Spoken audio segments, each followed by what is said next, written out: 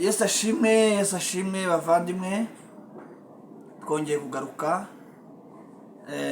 nk'uko mubizi turimo turaganira ibihe bya Bibiliya cyangwa se amateka ya Bibiliya.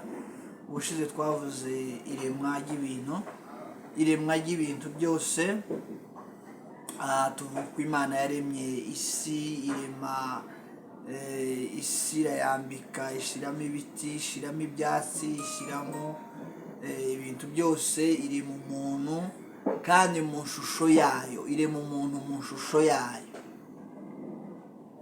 Uyu munsi reka tubabwire ngo umuntu yamuremeye Edeni, yamuremeye isi idafite ibibazo, Edeni. Ariko Satani wa mwanzi araza ashuka umuntu acumura ku Mana. Hari ibyo Imana yari yabujije umwana w'umuntu hariya muri Edeni, hari ibyo Imana ikubuza muri iki gihe.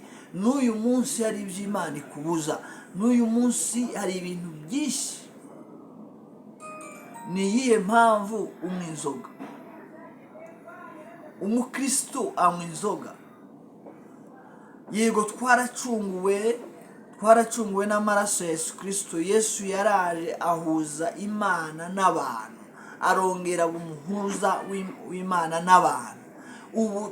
Ubu nimba uri umukristo, hari ibyo ubujijwe, hari ibyo utagomba gukora, hari ibyo utagomba kujyamo. Niyo mpamvu uforoda, niyo mpamvu unywa inzoga ntabwo ku mukristo yemewe. Inzoga ntabwo yemewe.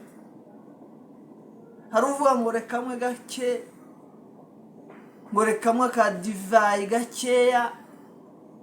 Hari uvuga gutyo, hari ufite izo mindset, ariko ntabwo ari byo. Bibiliya irabyiyama, iravuga ngo inzoga ni umukobanyi, biranditse. Nirasiriya bamwe cyane inzoga, nirasiriya. Hari ibindi bibujijwe byinshi cyane ku mukristo. Ubeshera iki?